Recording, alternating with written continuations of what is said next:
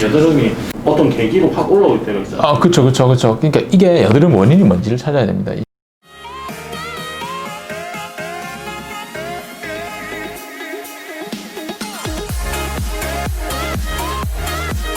이제 여드름량 발진이라고 해서 알레르기인데 여드름처럼 올라오는 경우도 있거든요. 또 그런 부분들인지 여부를 파악하고, 그리고 어떤 사람들이 나타나는 경우죠. 좁쌀 여드름인데 실제로 진짜 피지의 분비량이 늘어나서 그럴 수도 있어요. 분비량이 늘어나서 그렇게 나타나는 경우, 이런 경우는 그냥 이거를 관리로 필링을 할지, 아니면 경구약을, 아까 알레르기였다면 알레르기 약을 먹어서 가라앉히게 될지, 이게 또 복합되는 경우가 있거든요.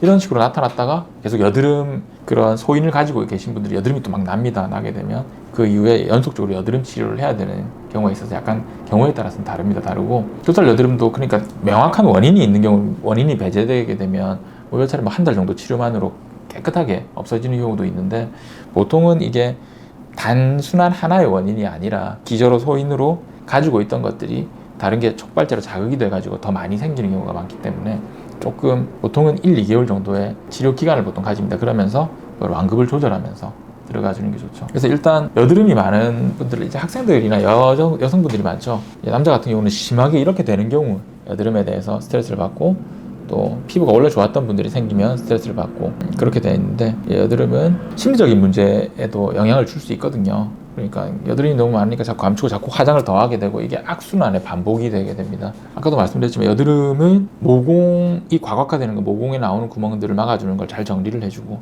균을 줄여주고 피지를 줄여주고, 그렇게 해주는 게 치료의 방법인데, 중간에 이 여드름이 조금 났을 때 그거를 감추기 위해서 화장을 막 해서 덮게 되면 모공이 막히게 되니까 이게 안 좋거든요.